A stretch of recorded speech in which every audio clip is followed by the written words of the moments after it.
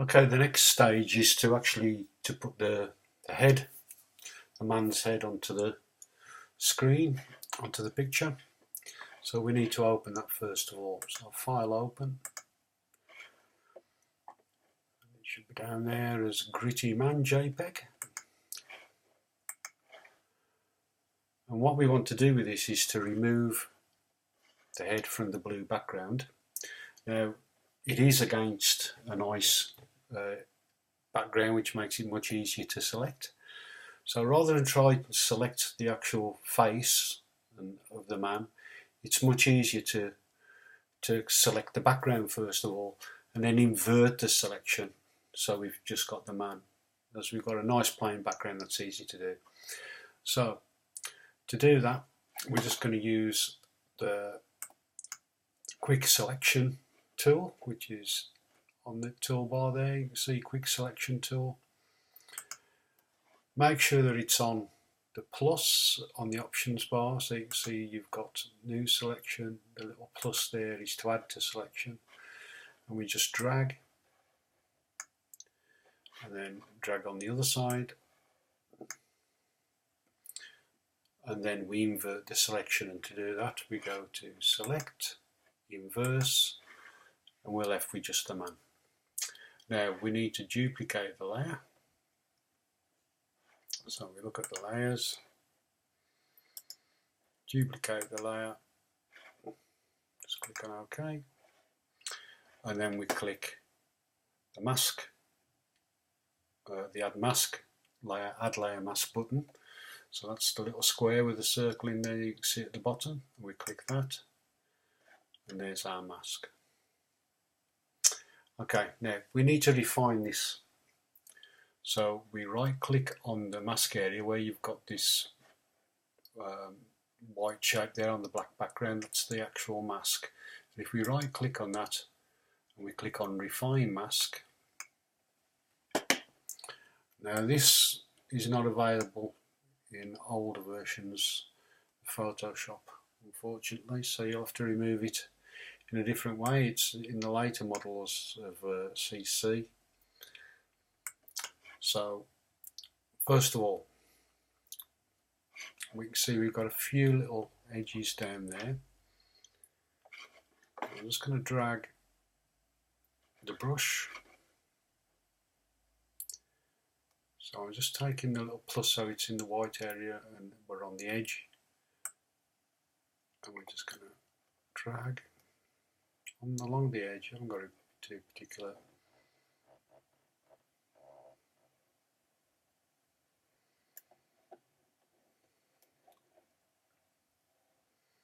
Just on the edge there. We do the same on this side.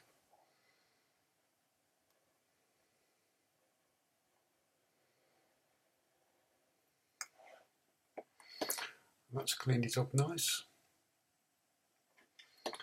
Now just to make that a little bit better, I'm going to drag the contrast up slightly, so about 20. You can see I just made it nice and sharp on the hair, on the stubble of the hair there. And also important, contaminate colours. That will just get rid of any contaminated colours on the edge there. And that's looking fairly good, so I'm going to click on OK. It outputs to a new layer with a new layer mask. So I've actually got two now. There we go. And what we're going to do with this, I'm going to hold down, there we go, Alt click the mask, and that will show us the white area there. And see, it's just a little bit on the ear there that we haven't selected. Otherwise it's not come out too bad. Now it can come out a little bit worse than that. Sometimes you see little patches. There's a tiny little patch here, little patch on the ear, some areas on the ear on this side, and there's a little bit on the face there that's not selected. Now we could get a white brush and brush over those, which is what we're going to do. But to make that easier, this is a really good trick. If we get the brush tool, and we're just going to select actually go for a hardish brush. Just click there, just click off there to get rid of that. So we've got a brush. You can resize, remember from the other exercise that we've done, you can press the bracket keys to the left of the enter key, the two curly brackets, to resize the brush should you need to. But that size is okay, it's not really critical. Now if we was to paint and try and get on the edge here, we could go over slightly and then we're just adding more problems. So there's a little trick here that we can use, and that's to change the mode of the brush. You look on the options bar, it's on normal, and if we click on that and we go to overlay, what will that do? It will protect the black areas on the image.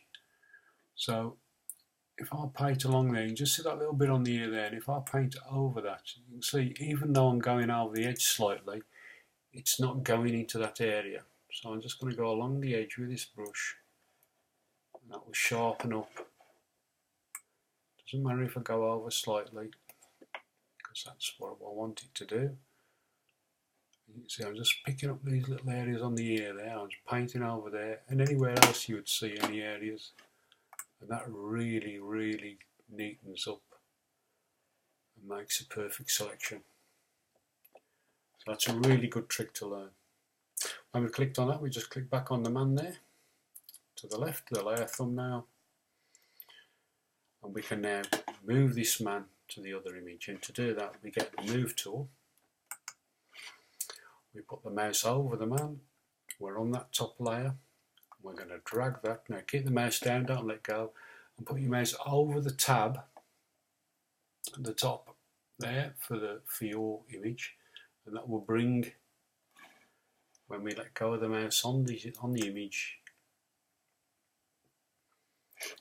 that will bring the man onto the page. Now what we're going to do with that is to place him down here. I'm going to resize this using the corners. We actually want to lose a little bit of the bottom half of the body, so I'm making it bigger, and I'm going to bring that down a little bit. Be a little bit more. I'm holding down the shift key when I resize, and that keeps the perspective, otherwise it distorts. So when I hold down, keeping the mouse down there, if I press the shift key down, you can see no matter where this goes, it's keeping the perspective, and if I let go of the mouse before the control key, then it will keep that perspective. Okay, so that, let's bring that down a little bit, move it over slightly this way. And that's roughly what we want. I think his face is just leaning a little bit, so I'm just going to go put the mouse outside there, and when you get that little double boomerang arrow, you can hold down the mouse and drag, and I'm just going to straighten his head a little bit. Click the tick on the options bar and just move that head up, so you can see there's a little slight area there that's being shown, so I need to get rid of that. And that's our selection. Okay, so it's resized now, that's roughly what we want. Now, the only trouble is with this, it looks a little bit harsh, the lighting's a little bit harsh. So a little trick to make this look better is we're going to duplicate this layer. So I'm going to right click on the layer there and duplicate the layer. Just click on OK. So I've now got two instances of it. And what we're going to do is to go to Image, Adjustments, and Black and White. I'm just going to click OK on that. So we've removed the colour. Now what we do is the opacity on that layer. We're going to click to the right and drag the slider down to around 40%. You can see what that does. If I just click the little eye there, you can see it just takes off that bright colour. It goes with the image better. And I've got that like I want it. I'm just going to right click over the layer and go to merge down. It'll say there's a layer mask. We can apply that now, so we'll click on apply, and we've now left with the man's head. So a few nice little tricks in there to remember, to get the selection nice and perfect. You can see it's nice and crisp, the little pieces of hair around there. There may be a little bit of white area around there, and there is actually something we can do to remove that. I don't think it's too bad really, but there are. We'll discuss it in another lesson. I think we're going to be okay on that. That looks fine.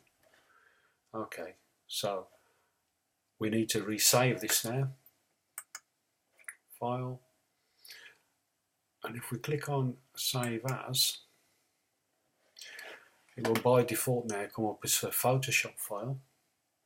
So you can see there's Human Torch PSD. We want to keep it as a Photoshop file. We don't want the JPEG anymore. It'll still remain there because it's saved, but if we now save that, because what we need to do, we just click OK on this message. What we want to do is to preserve the layers, so all the layers are preserved there. When we reopen it, we're back to where we started. We've got the layers, separate layers we could work on. If we flatten the image, we wouldn't be able to place things behind the head or whatever, or to alter things, to move the head around. So that's why now we're starting to save in PSD mode, so we can carry on the work. When we've completed all the work, it would then be flattened as a JPEG file to put on the internet or to be used in anything else. Okay, so that's the end of that stage.